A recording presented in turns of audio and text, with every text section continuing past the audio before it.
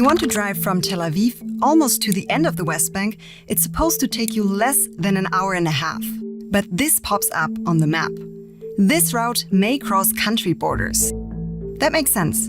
According to international law, this is a Palestinian territory. But Israel maintains the West Bank is disputed territory and often calls it Judea and Samaria, in reference to the region's Jewish history.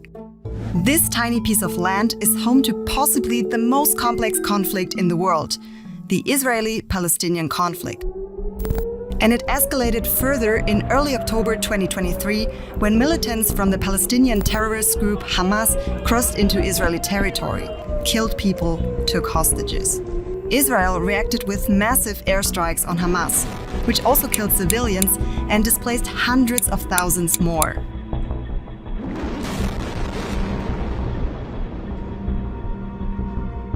And it's not only a regional conflict. The whole world seems somehow involved. Your own government may be part of trying to negotiate a peace agreement. Part of your taxes may go to humanitarian aid in the region, or weapons. And everyone seems to have an opinion on it. The conflict has a long history of wars, of violence, oppression, and failed peace negotiations. That has left many people hopeless. And yes, with the Israeli-Palestinian conflict, it's hard to know where to start. We won't have time to look into every detail, such as all the international players involved. That's why we want to focus on the solutions that have been proposed over the years and find out what the sticking points are.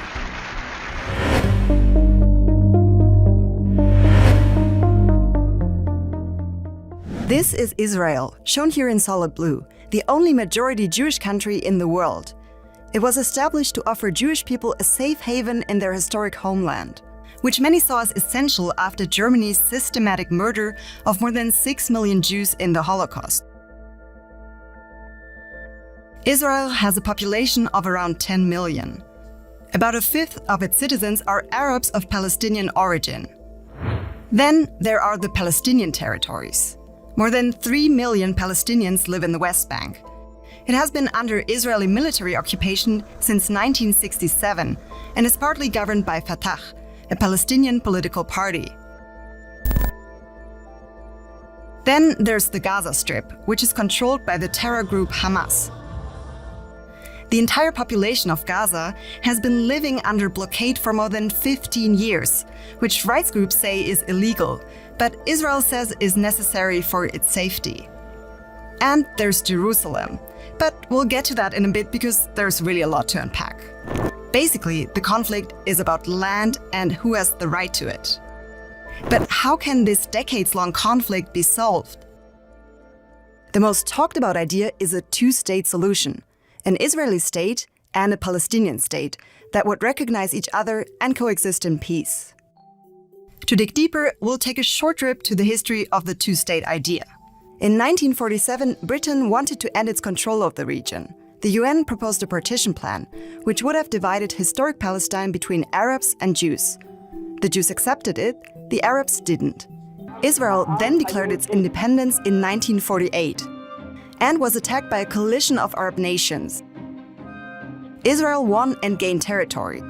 During the war and the foundation of Israel, an estimated 750,000 Palestinians fled or were driven out of the new state.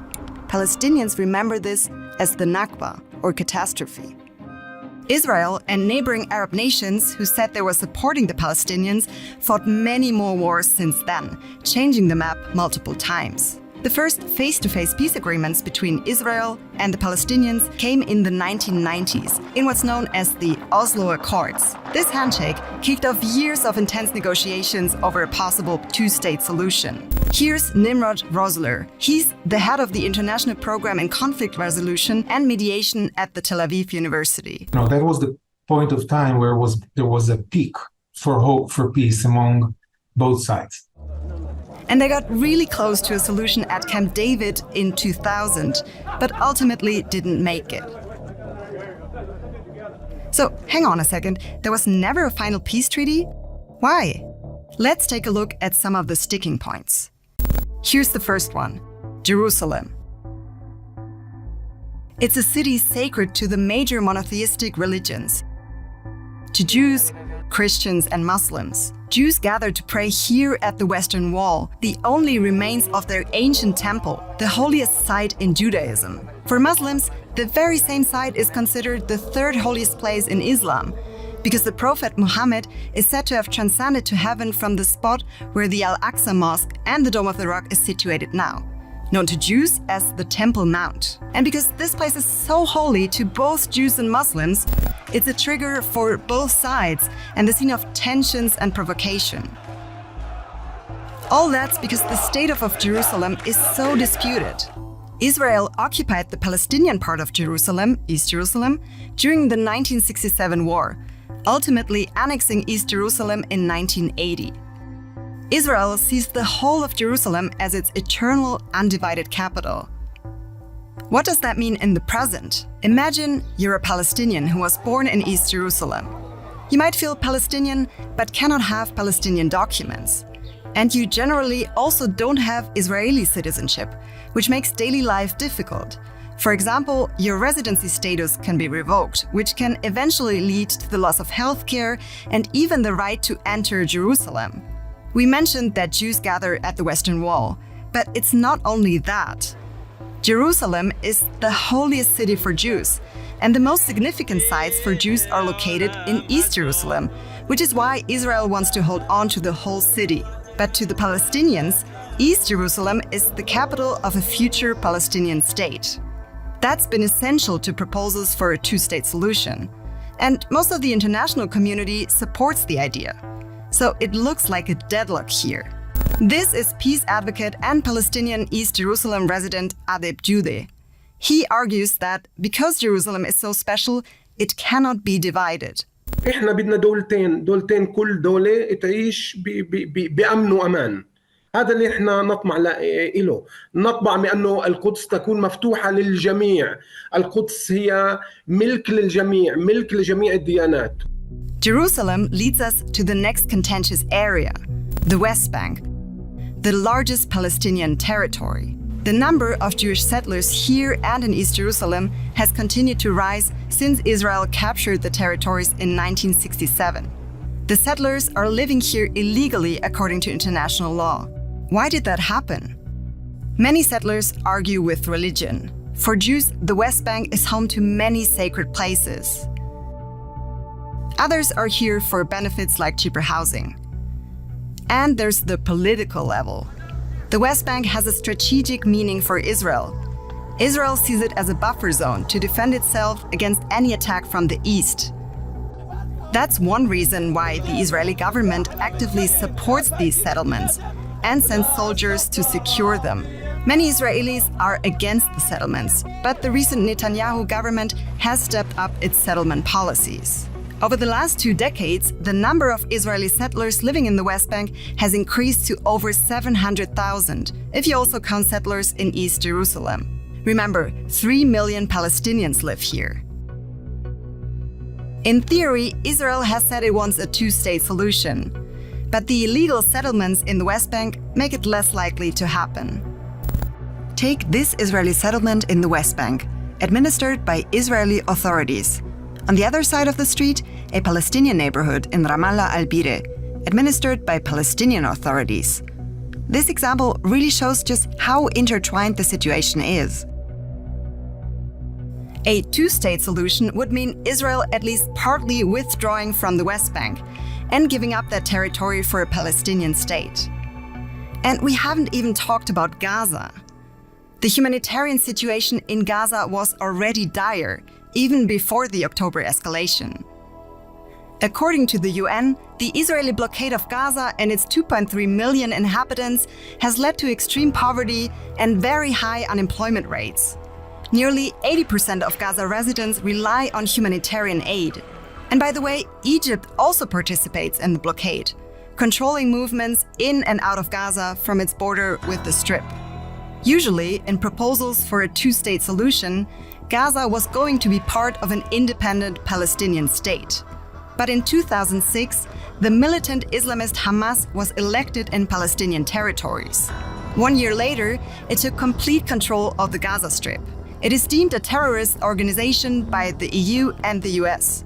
and is responsible for multiple terror attacks. Hamas doesn't accept Israel's right to exist. For Pnina Baruch, a security researcher and former colonel in the Israeli army, peace negotiations are only possible once Hamas is disarmed.